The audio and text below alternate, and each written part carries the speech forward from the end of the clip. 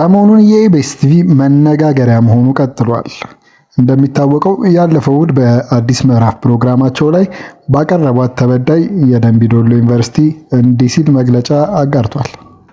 በቀን 14/7/2017 ዓ.ም በኢቢኤስ ቴሌቪዥን ላይ አዲስ ምዕራፍ በሚል ፕሮግራም ብርቱካን ተመስገን ከበደ የተባለችውን የፕሮግራሙ እንግዳ አድርጎ ባቀረበበት ፕሮግራም ላይ ኢቢኤስ ኃላፊነት በጎደለው መልኩ የደንቢ ዶሎ ዩኒቨርሲቲን ስም ለማጠልሸት በተሰራው ስራ ላይ ዩኒቨርሲቲው መልስ መስጠቱ ይታወቃል። ከዚህ ጋር በተያያዘ ኃላፊነት የጎደለውና የዩኒቨርሲቲውን ሰላማዊ የመማርና ማስተማር ሂደቶችን ለማደፍረስ የታለመ አፍራሽ ፕሮፓጋንዳ ስለሆነ በዚህ ድርጊት ላይ ዩኒቨርሲቲው መግለጫ ሰጥቷል።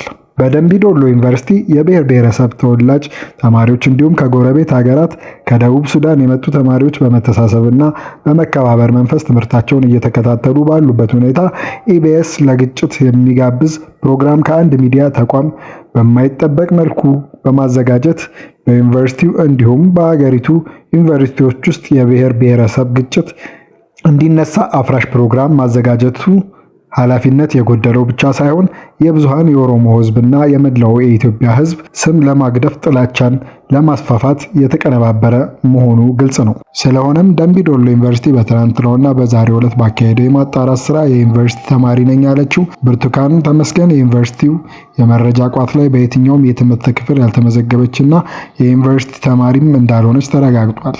በተጨማሪም የተባለውም የትምህርት ክፍል በወቅቱ ያልነበረና በዩኒቨርሲቲ ግቢ ውስጥ ምንም አይነት የተማሪ እገታ ያላጋጠመ እንዲሁም በግቢው ውስጥ ለአንድም ቀን የተኩስ ድምጽ ተሰምቶ የማያውቅ ሆኖ ሳለ ኢቢኤስ ያቀረበው ፕሮግራም ቢያንስ ከዩኒቨርሲቲው መረጃ ሳይወስድ እንዲህ አይነት ፕሮግራም ማቅረብ የዩኒቨርሲቲውን ገጽታ ለማበላሸት የታለመ ስለሆነ የተላለፈው ፕሮግራም ዩኒቨርሲቲውን የማይወክል መሆኑን ይገልጻል።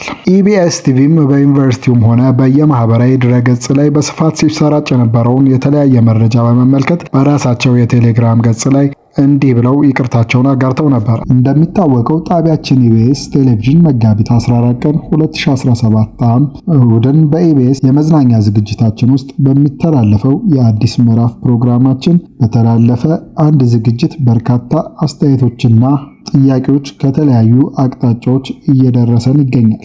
ኢቢኤስ ቴሌቪዥን ማህበራዊና ኢኮኖሚያዊ ጉዳዮችን ወደ መድረክ በማምጣትና የመፍትሄ አካል በመሆን ማህበራዊ ኢኮኖሚያዊ ችግሮችን ለመፍታት የሚተጋ የህዝብ ሚዲያ ነው። ሚዲያው ከሰራቸው ስራዎች አንዱ ድጋፍ የሚሹ የህብረተሰብ ክፍሎች ታሪክ በማቅረብ የበኩሉን ድጋፍ በማድረግ ህዝብን በማሳተፍ ግላዊ ብሎም ሀገራዊ ችግሮችን ለመፍታት የሚቻለውን ጥረት ሲያደርግ ቆይቷል። በዚህም ፍሬ ያፈራ ስራ ስንሰራ ቆይተናል።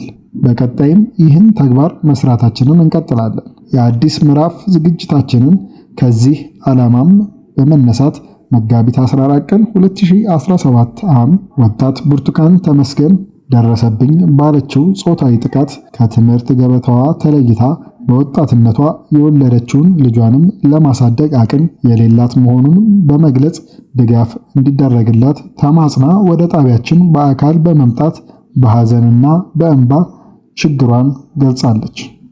ይህም በሴቶች ላይ እየደረሰ ካለው ጾታዊ ጥቃትና በዚህም ሕይወታቸው መራራ የሆነባቸውን እህቶችና እናቶችን በመርዳት ላይ ባተኮረው ዓላማ በመነሳት ይህን ፕሮግራም ወደ ተመልካቾች ለማድረስ ሞክረናል።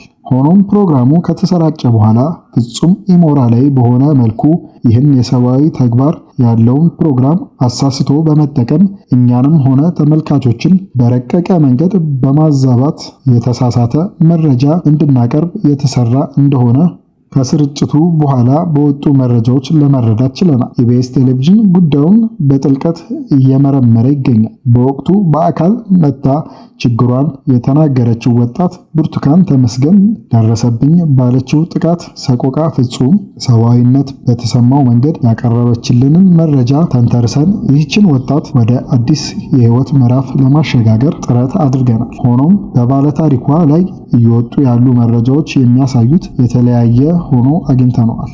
ይህ ስህተት እንዲፈጠር ክፍተት የፈጠረ አካል ተገቢው ህጋዊ እርምጃ እንዲወስድ ጣቢያችን ከህግ አካላት ጋር ይተባበራል። ጉዳዩን ለማጣራት ለሚፈልግ ማንኛውም ህጋዊ አካል ሚዲያችን ተባባሪ እንደሆነም ይገልጻል። ቀጣይ ስህተቶች እንዳይፈጠሩ ለማድረግ የሚያስችል ስርዓት ለማጠናከር ቃል እየገባን ለተፈጠረው የመረጃ መዛባት የኢቢኤስ ቴሌቪዥን ይቅርታውን ይጠይቃል። ተጨማሪ መረጃዎች እንዳገኘን በድጋሚ እናሳውቃለን። ከኢቢኤስ ቴሌቪዥን ማኔጅመንት። ነገር ግን ይህን መረጃ ካጋሩ ከሰዓታት በኋላ መልሰው ይቅርታ የጠየቁበትን ዜና አጥፍተውታል።